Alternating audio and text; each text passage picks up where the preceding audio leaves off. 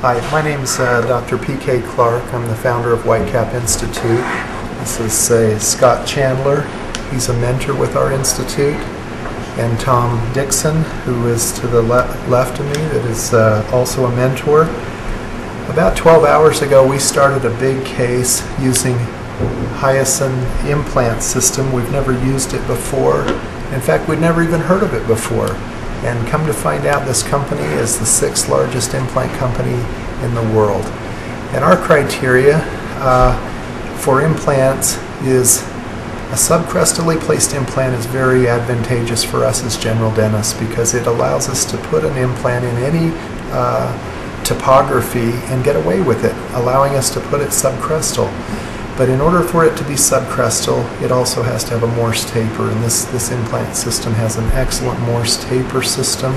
They've got a soluble blast medium surface implant with a hydroxyapatite. And in addition to that, they also have a tapered, a straight, a mini, one piece, a mini overdenture. They've just got a fabulous array of selections for us. We did a case where we took out a number of teeth on the upper arch and placed one implant per tooth, putting 14 implants in the upper arch, immediately loading it with a roundhouse temporization with a full roundhouse bridge. And then we went ahead and took teeth out on the bottom and put 9 implants in the bottom. I enjoyed what they call a lance burr. And this lance burr it's in the marketplace, but it's in the surgical kit. Not all implant systems have this pointy ability to get a purchase osteotomy going.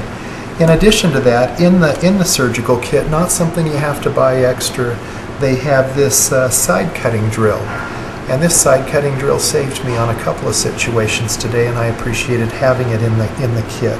I really loved the ease and the mindless opportunity of having depth gauge at 8, 5, 10, 11, 5, 13, or 15.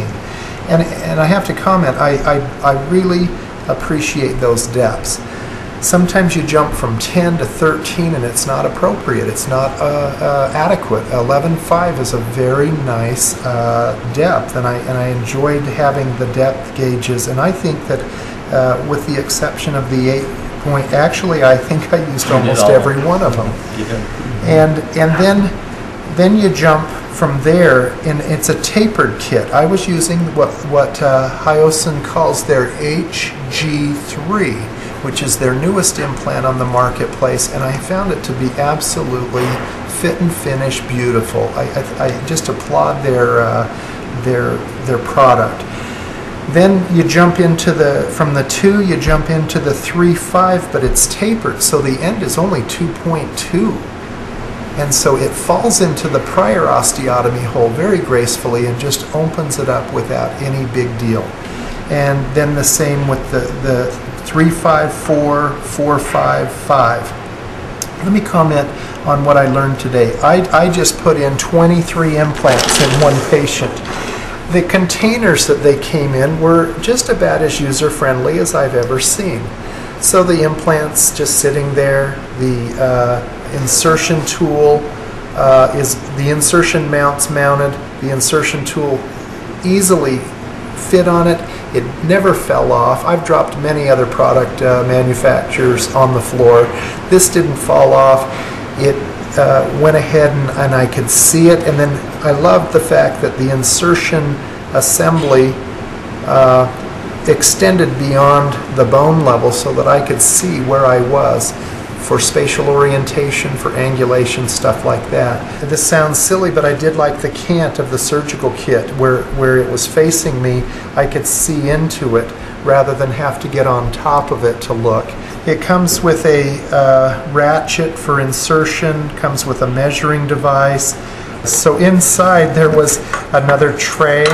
There was some spare measuring devices, implant trials to see how it's looking depth-wise. So that was very cool. They don't fall out. Now, if you buy an implant system and they all fall on the floor, buy another one. Take it back. Very thoughtful. And the inside, they use the container very nice. And those are kind of my feelings. Then if you got into a super wide one, which we did today, they offer a 6mm diameter. Most people do, but they also offer a 7mm. And I don't know if I've ever heard of an implant company offering a 7mm wide implant. That comes in 7x7. So they allow me to work in proximity to the sinus if I don't want to get involved with that, with the shorter implant and the wider one. Their ultra-wide system piggybacks this system, and they had some trephines and some further osteotomy burrs in this ultra-wide kit. Cortical drills. I like the dark background with the white writing. It's easier to read. It's for some of that almond cream with black ink on it is not as easy to read. It's low reflection, so the light doesn't, it's easier to read. I really like that. I mean, I really like the open wrench that'll hold on to it. To me, if it's you got one that's spinning. Sure. I mean, that's a neat thing.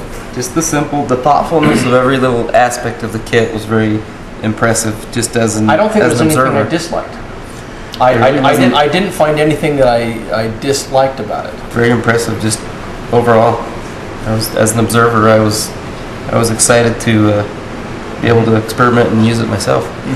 This was in my office within 24 hours of making that order. No mistakes in the order, and I was just overall very pleased. I felt like to place 23 implants in one patient with immediate extraction and an audience and having it foreign and doing it all within a good strong day with a little break for lunch was kind of a testament to its usability. User-friendly. I think it's a very well done kit. I was a little concerned. Never really bought an implant from a company that originates in Korea, and I have no problem with Koreans. I just have been used to things coming out of Europe, and I've used many systems, and I have to say that the fit and finish and the ergonomics and everything was as good as any German, Swiss company I've ever used. I'm looking forward to embracing this in my teaching center. I'm looking forward to embracing it in my private practice that's limited to dental implants.